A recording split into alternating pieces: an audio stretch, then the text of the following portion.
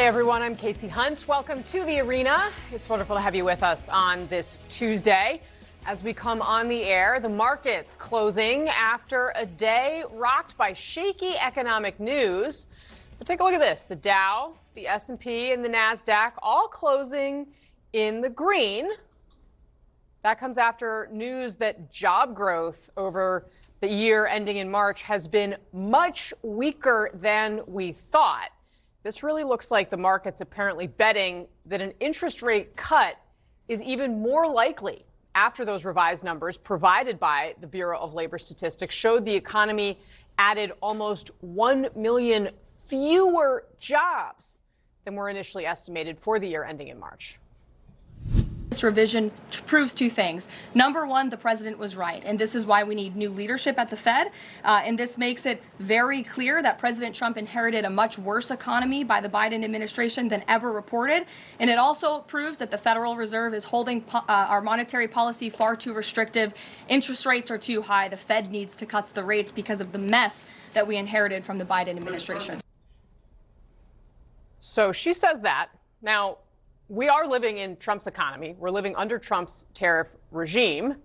As you saw, the Trump administration yet again blaming Joe Biden and Jerome Powell. Trump has, of course, threatened to fire Powell because the Fed has yet to cut interest rates. He hasn't followed through on that threat, though, but he did fire the head of the Bureau of Labor Statistics last month after a disappointing July jobs report. Economists looking at those numbers don't see a conspiracy, though. They see a warning. Today, the J.P. Morgan CEO, Jamie Dimon, looked at those same numbers that the White House gets, and he saw it this way. The economy's weakening. You know, whether that is on the way to recession or just weakening, I don't know, and that just confirms what we already thought, kind of. And I know that's a big revision. They're still spending money. It's a little bit different depending what income set they're coming from. They still have jobs. Now, you just gave a big number, so consumers tend to react to that. So the consumers weaken, commons weaken, corporate profit is still up. And there's a lot of different factors in the economy right now. It's hard to figure out what it all means. All right, let's get off the sidelines, head into the arena. Our panel's here. CNN contributor, New York Times journalist and podcast host Lulu Garcia-Navarro, the host of the Chuck Todd Cast, Chuck Todd, Democratic strategist Adrian Elrod, and the former senior advisor to the Trump campaign in 2024, Brian Lanza. Welcome to all of you. Thank you so much for being here. Chuck Todd, these economic warnings seem to be not just flashing, but blaring. As we start to get more information here. Now, it does sound like perhaps this started earlier than we knew about, perhaps while Joe Biden was still president. But that said, I mean, do you think the Trump administration is going to be able to convince Americans that whatever pain they are feeling or that they're headed to be about to feel is anybody but Donald Trump's fault? No, but let me get to the revisions, because it's a reminder that when it comes to the economy, the public's perception is more likely to be the reality than any statistic. And I say this because, remember the debate about vibes? Turns out the vibes were right about this, okay? Because what people were feeling about the economy, and you hear these Biden surrogates say, but look at the data, and you're like, yeah, but people get it. And that's the other, which fast forward to today. Adrian had to deal with this. Of course she did. And I said a lot of that too. Yes. But it was, don't ignore the feelings. And the fact is, regardless of when this slowdown began, it is now on his watch. And then he has added pressures to this. I'm drinking coffee here. You know how much more expensive coffee is today than it was? And every month it's been going up. Coffee is, to me, going to be the new gas price over the next 6 months, because we can't homegrown coffee. We're not going to be able to return the manufacturing of coffee to the United States because we've never done it. And it's little things like the tariffs. It's other things like what we've done with the deportations, which only increase the cost of construction, which increases the cost of housing, which increases the cost of things like chicken and all sorts of things. So, look, if I were in the Trump administration shoes, I'd say, aha, see, it all started under Biden. That's nice. It's still now on your watch, and your policies, it looked like now, are adding on, sort of creating even more headwinds that were already there. I think the thing that to me is most interesting about these numbers is manufacturing. there is some real problems right now in the manufacturing sector that are being hit by tariffs that had started earlier. But this whole idea that somehow manufacturing was going to be resurgent, I think, is really showing a lot of weakness. And those are numbers that I look at. We see these big numbers and these big revisions. It was the biggest revision, I think, ever. And that is serious.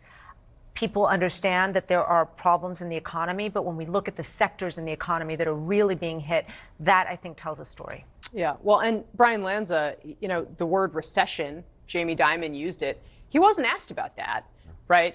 I mean, who do you believe about the economy, Caroline Leavitt or Jamie Dimon? Yeah, listen, I believe the local mother and father that have to deal with buying gas and buying coffee. I mean, that's pretty clear. As what Chuck said, in the last campaign, we litigated of actually how good the economy was. The Biden folks says, look at the numbers, but everybody felt differently, right? Everybody feels differently now. It's a little bit different, right? Because what you have that's happening that didn't happen during Biden is you actually have wages going up too. So you have prices going up, we have wages far exceeding the growth of prices. So that's a little bit of a buffer, but that's not much of a buffer. I mean, we only have truly till July of next year to convince the American people that the economy is going to be in sound condition.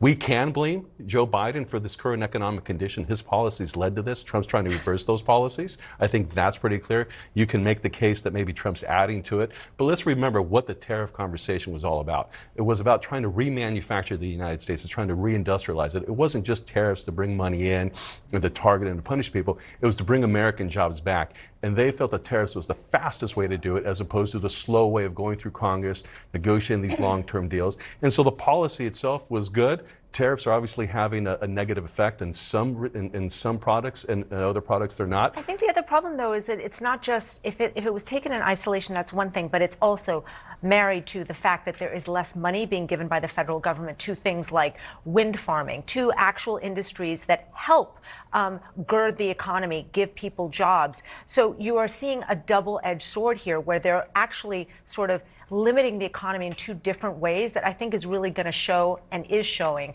And I think the word recession is one that, I mean, it's been a while since we've seen one, and we might be due for one. Yeah, but we let's didn't have a recession during Biden. And by the way, I want to correct you on something you said. We did see wage growth under President Biden, record but not wage enough. growth.